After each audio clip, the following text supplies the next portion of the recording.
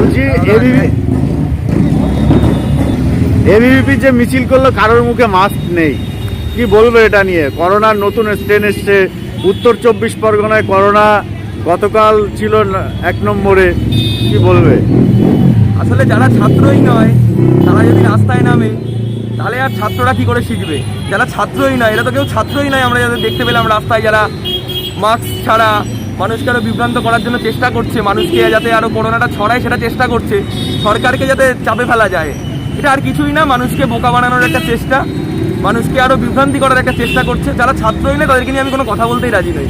যারা ছাত্রই নয়, যারা কলেজ ভোটে একটা নমিনেশন ফিল আপ করতে পারে না, তাদের সঙ্গে ছাত্ররা, কলেজের ভেতরে যে ছাত্ররা, কলেজের সাথে যারা ছাত্ররা থাকে তাদের স্বার্থে যারা কাজ করে না, সবসময় তাদের বিরোধিতা করে, তাদের সম্পর্কে বলার মতন কিছুই নেই। তৃণমূল ছাত্র পরিষদ 365 দিন 24 ঘন্টা ছাত্রছাত্রীর জন্য লড়েছে, তাদের ফিজের জন্য লড়েছে, তাদেরকে স্কলারশিপ পাইয়ে দেওয়ার জন্য লড়েছে, তাদের সঙ্গে ছাত্রছাত্রীরা ছিল, আছে, থাকবে।